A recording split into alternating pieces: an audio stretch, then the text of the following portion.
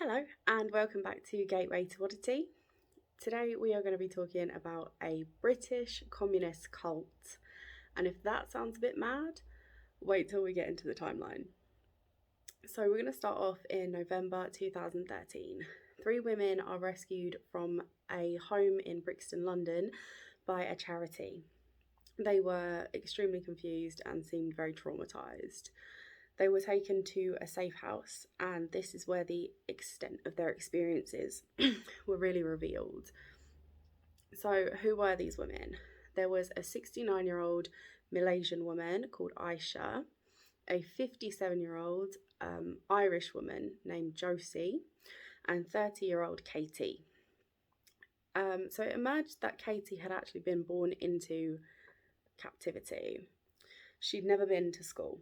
She'd never been to a doctor or a dentist, and she'd only rarely left the address that she'd been rescued from.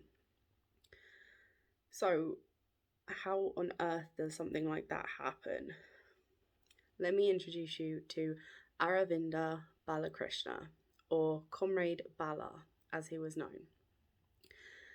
So, we're going to jump way back into the timeline now and go all the way back to 1976. Bala founded the Workers' Institute of Marxism-Leninism and Mao Zedong thought. So this was a collective that promoted the communist ideals, and particularly the communist ideals of China and the Chinese government at the time. So the collective at the time included Balakrishna himself, his wife Chanda, her sister, and about 15 core members. Most of them were actually foreign students from Asia, but there were a few members like Josie, who was Irish, and an English woman named Sian Davies.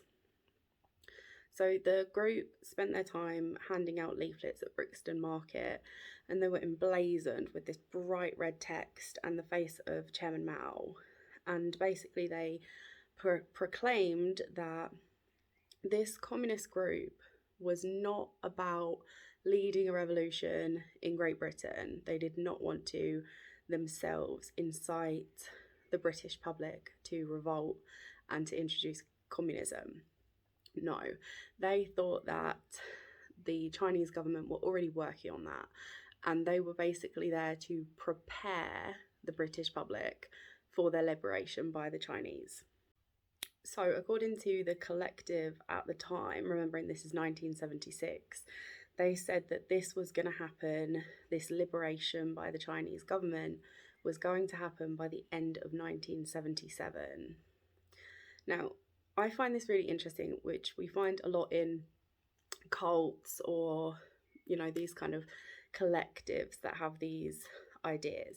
Whether it's a doomsday cult, whether it's people who think Jesus is coming back, or there's going to be a war, or there's going to be an asteroid, or whatever, they always seem to set themselves a very specific time frame. And of course, that time frame comes and goes. And then the leaders of these collectives and cults have to scramble to explain why these expectations haven't been fulfilled. And that's exactly what happens here.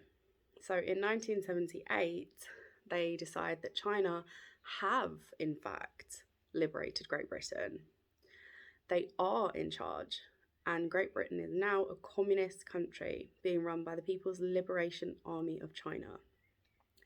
But China have decided to leave in place this visage, if you will, of imperialist, capitalist, government and democracy. And the reason for that, Bala explained, the reason the Chinese government have done that is so that the British people will get the experience of liberating themselves. They will choose communism, and the Chinese government won't have to force them into it, because who wants to be forced into liberation? Nobody. So, right, moving back into the timeline, in the late 1970s, Comrade Bala and the collective set up the Chairman Mao Memorial Centre in Brixton. And this is literally a shop front. Like, they've rented a shop space in Brixton, and they're just running this communist centre that is a memorial to Chairman Mao. So eventually the police obtain a warrant to search for drugs at the premises, because the explanation that I heard from some of the sources was basically like, these people were obviously insane and on drugs, because who would believe the things that they believe? So, that was the strength of the case. That's how they got this warrant. So they search for drugs, they raid the premises, no drugs were ever found. And members from the collective have even stated, like, none of us even smoked cigarettes, like, we did not do drugs, we did not know about drugs. But this raid did actually lead to the centre being closed down. It was locked up and bolted. And this drove the entire group, this whole collective, underground into hiding. So now in 1980, the collective were in hiding, as I said. And at this point, they consisted of Comrade Bala, his wife, her sister, and 7 other women, including a woman known as Comrade O, and Sean, Josie, and Aisha. Under the shroud of secrecy, Bala was able to start introducing stranger and stranger ideas to the collective. The most central of these ideas was Jackie. So, Comrade Bala told the collective that Jackie was a machine, an invisible mind control machine that could control the weather. It had the ability to kill people. The name Jackie stands for Jehovah, Allah, Christ, Krishna, and the immortal Iswaran. They were taught to fear Jackie. They were told that Jackie would kill them if they behaved badly. But something that Bala also told them was that if they misbehaved, then they had basically 2 options. They could be beaten by Comrade Bala himself, and Jackie would see that happening and say, oh, they've had their punishment, I won't kill them. So they were taught to be grateful for these beatings and for the abuse that they were given, because at least it was something that could save their life. Around this point as well, Bala himself, his identity was shifting. He had gone from this, deep thinker, this communist connection to Britain, to a god, an immortal being. He taught his cult, and I'm going to call them a cult at this point. He told them that he was an immortal god and that he and Jackie were completely in control of everything. They had some strange beliefs about health as well. He told them that NHS was the cure for all ailments. Unfortunately, within the collective, NHS did not stand for National Health Service. NHS stood for Never Help Self. And what that meant was, if they were poorly or ill or had any kind of injury or ailment, that they had to just do a better job of serving Comrade Bala, and that was the key, that was the path to health, was to help him, never help themselves. He also told them that there was no problem with not looking after their teeth, that they could allow their teeth to just fall out because they would get a new set of teeth when they turned 100. If things are starting to sound really horrific and scary at this point, let me introduce you to Project Prem. Project Prem began with Sean. She started to develop a swollen abdomen.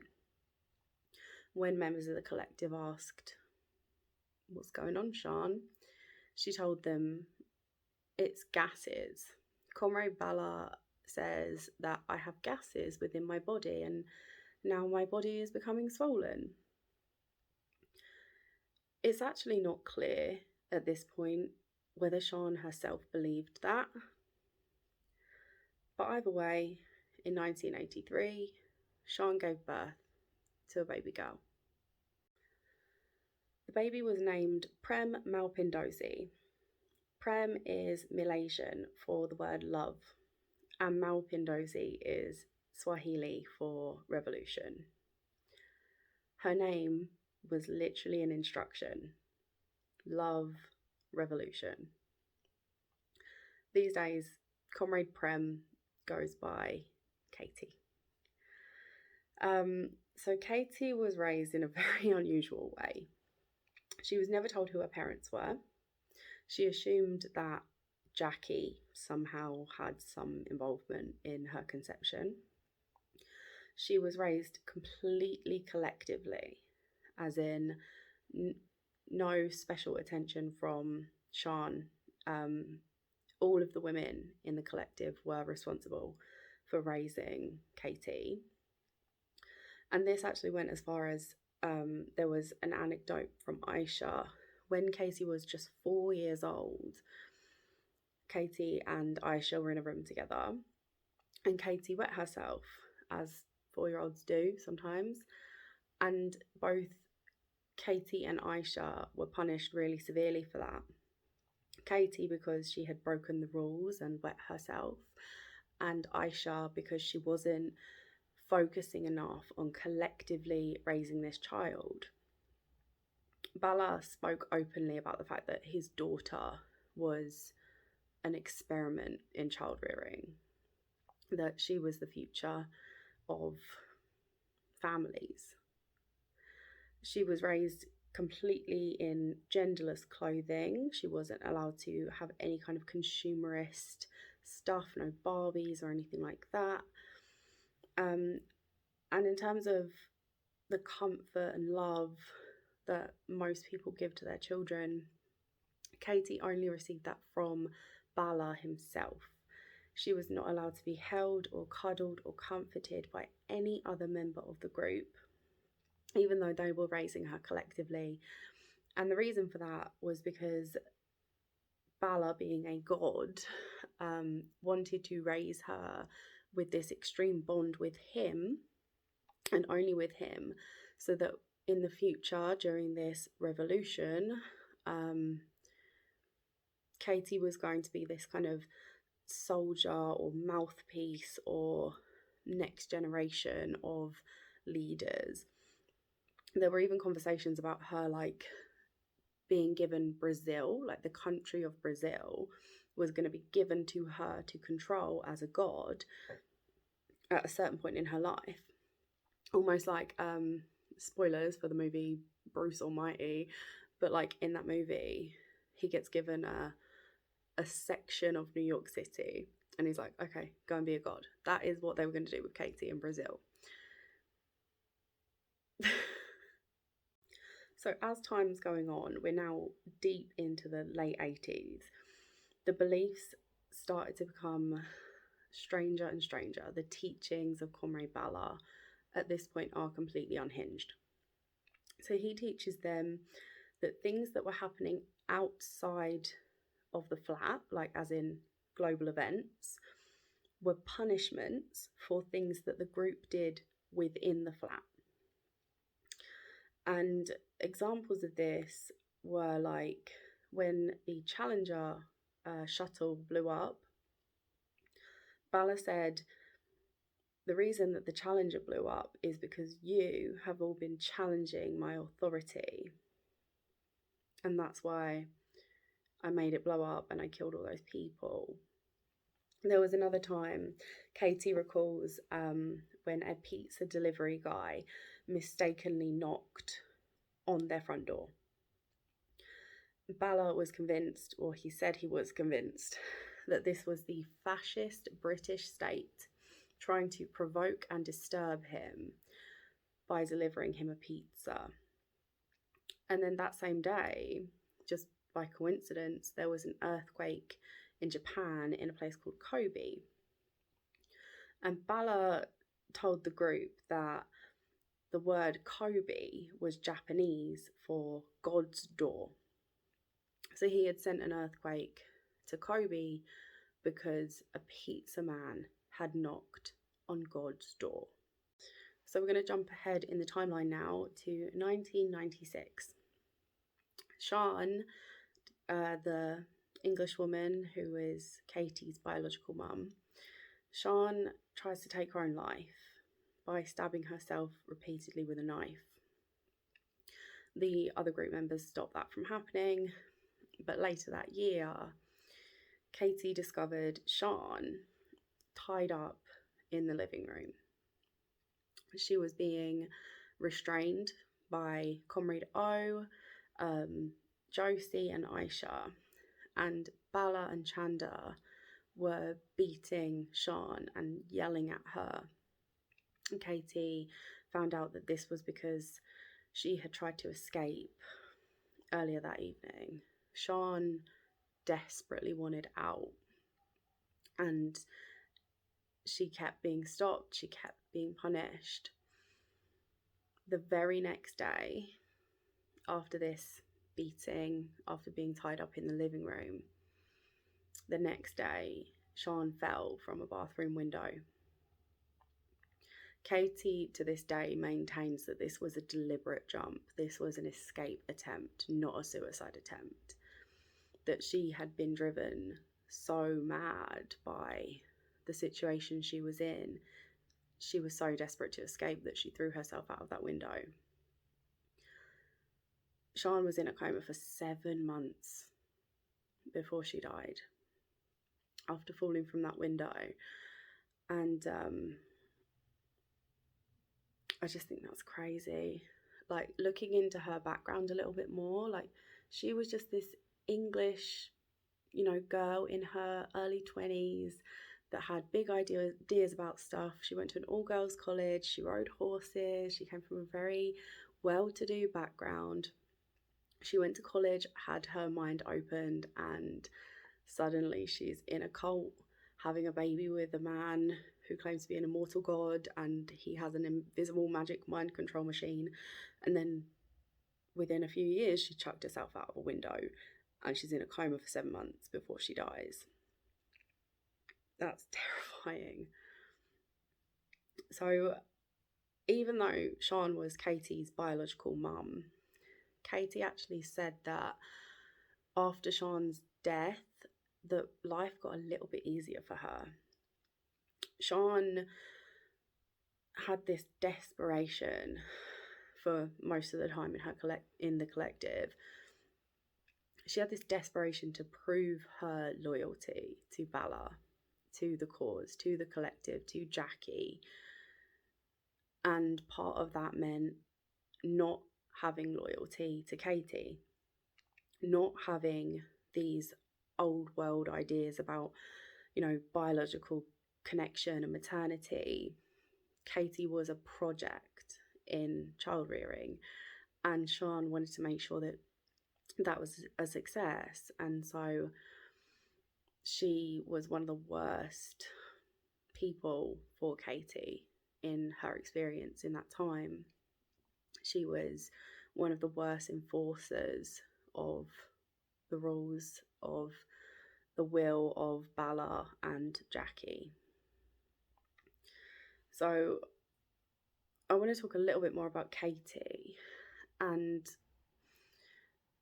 one of the things that she recalled was that when Bala said, Katie, you're breaking the rules, you're being bad, you're not focusing on the collective and all of this sort of stuff, he said, Jackie is going to make sure nothing works for you. So the taps aren't going to work for you, the lights aren't going to work for you, the toilet isn't going to work for you. You're completely alone in this world. Like, not even the taps and the lights are on your side. And she recalls one of these times where she went to the bathroom and turned on a tap, and the tap worked. It started flowing with water. And she just broke down and kissed and hugged the sink and the tap and thanked it and said, "Thank you for being on my side." And this is the environment that this child is being raised in. Bearing in mind, this is in a flat in Brixton. Interviews with the neighbours, since all of this has emerged, like, these neighbours are absolutely distraught. Like, how could this have happened in my neighbourhood, above my head, and I didn't know? And I just can't imagine the impact that that would have on your life, let alone the impact that this has had on Katie. So now in the timeline, we're all the way up to 2004. So Comrade O, who had been with Comrade Bala since the 1970s, was in the kitchen and she banged her head pretty severely. And Katie recalls seeing her on the floor. She was very confused. She was not responsive. And Chanda, who was Bala's wife, was yelling at her, like, "Stop doing that for attention. Who the hell bangs their head and then can't speak? Just stand up. You need to clean up this mess. You need to do this." And Comrade O was just laying on the floor, like, slipping away. And she actually died. Comrade O died of a stroke.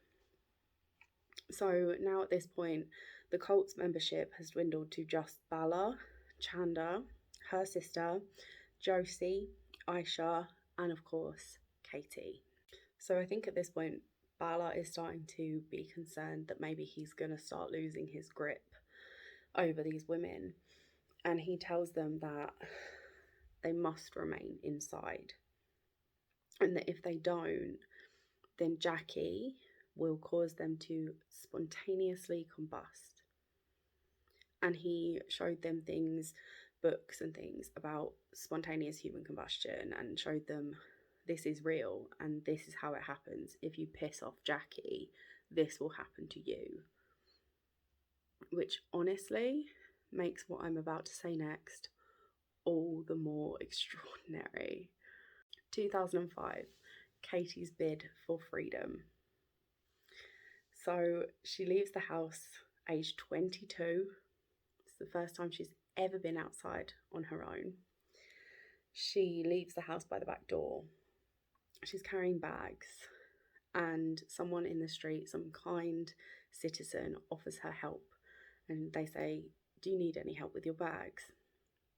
And Katie explains, No, I don't need help with the bags, but I have run away from home and I don't really know what to do now."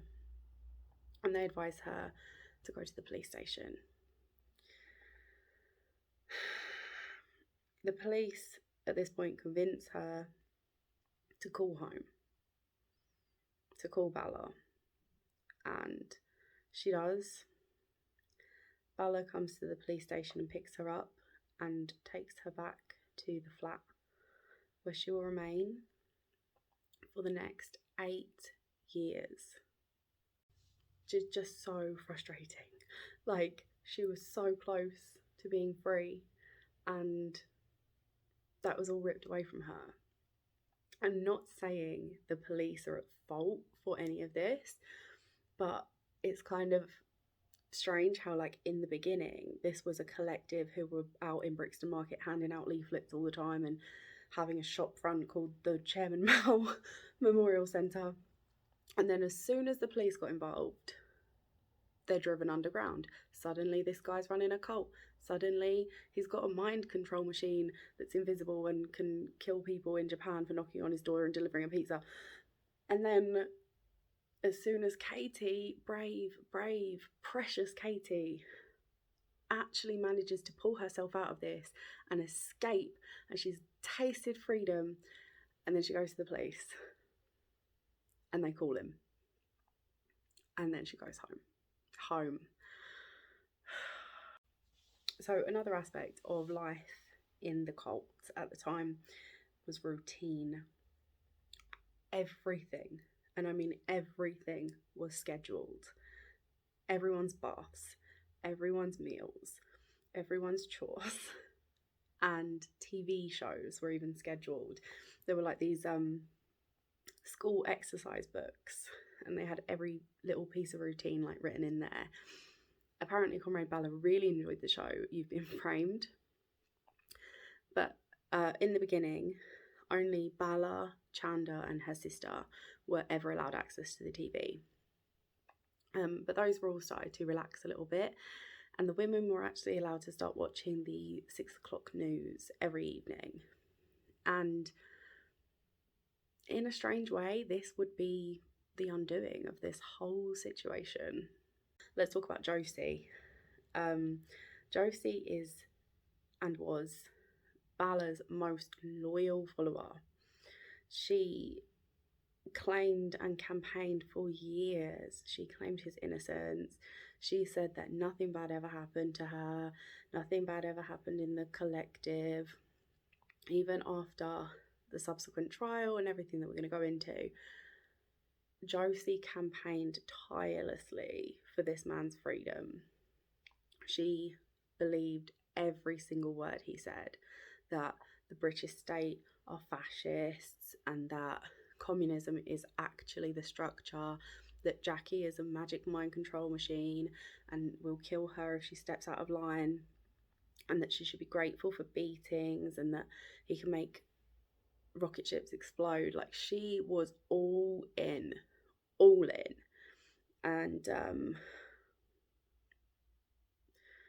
who would have thought Josie would be the person to bring down this whole operation? Katie was beginning to get really, really sick. She had undiagnosed and untreated type 1 diabetes. She was losing weight. She was very, very weak all the time. She had serious lapses in concentration, and she was like really, really, really sick. Josie started to become worried that a third member of the collective was about to die. And so she memorised a helpline number that she saw on the news. This helpline was one aiming to end forced marriage. I believe it was called Freedom Charity. So one day she makes the call, this number she's memorised, and she gives some very vague details, but basically explains that there is this 30-year-old woman who's pretty much never been outside, and she's really poorly, and I need to get her medical attention. So they organise a kind of pick-up where they know, again, because this very heavy focus on routine, they know exactly when Bala's going to be out, they know who's going to be in the house. So at a time where it's just Katie, Josie and Aisha in the home, this is when the charity come and pick them up. Aisha at first actually didn't go with them. It was just Katie and Josie that left the flat that day. And then when Bala and his wife and sister-in-law returned, he explained that, okay, they've obviously gone and joined the British fascist state. They are not like enlightened, and you know, Jackie will kill them eventually because they've done wrong. And then not long after that, Bala was arrested and Aisha was free. 3 years later, Josie actually gave her only ever media interview with Krishnan Guru Murthy, and she said to him that every moment of being outside of the collective was breaking her heart. She never wanted to leave. And she and Aisha had actually both been members for 40 years at this point. This is a big, big, big part of their life. And now it's just gone. So Chanda was also arrested, but all the charges were actually dropped against her because she was also a member of the cult. She was kind of coerced and controlled in the same way that the women were. But then new charges were brought against Bala. 2 women who had left the cult in the 90s said that he had been sexually abusing both of them for a period of years. This abuse included forced sexual acts such as analingus and rape.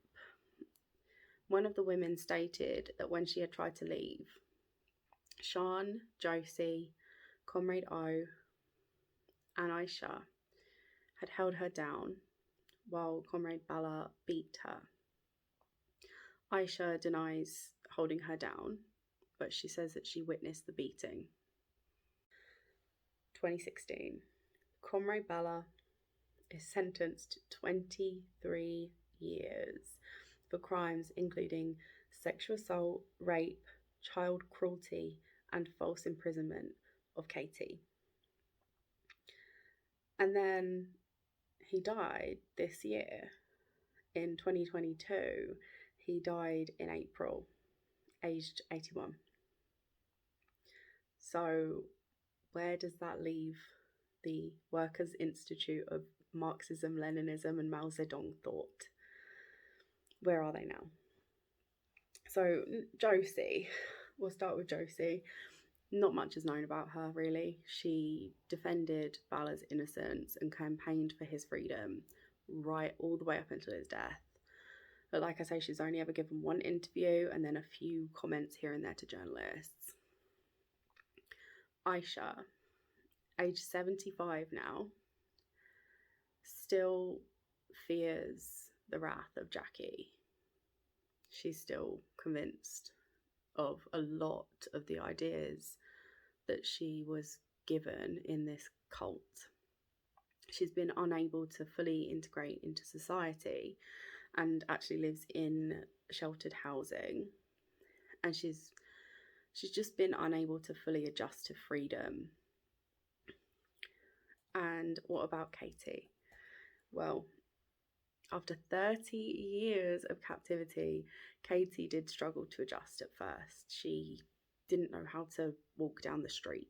She didn't know how to cross a road or get on a bus at 30 years old. She speaks in interviews now about the excitement of her newfound freedom. She's able to dye her hair and pierce her ears without asking anyone for permission. She lived for a while in sheltered housing, but she now lives independently in her own flat. She's written 3 books, one of which is called The Girl in the Shadows, My Life in a Cult. She is such a success story in terms of deprogramming from cults. And I've just been reading about this for, the period of time that I've been doing the research for this video. But I am genuinely so proud of her. I can't believe, to be honest, that somebody can live for 30 years with absolutely no concept of reality to now, a successful author and journalist, and she's writing books and she's living her best life. She's living on her own. Like, wow, what an incredible human being. And I think that is such a testament to the human spirit. And this girl is unbreakable.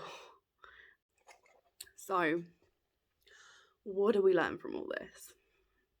I wanted to bring you this story because it is one of the most unusual cult stories I've ever heard of. Like, if you're on this channel, you've probably read about Jonestown and Heaven's Gate and the Manson family and all that kind of stuff.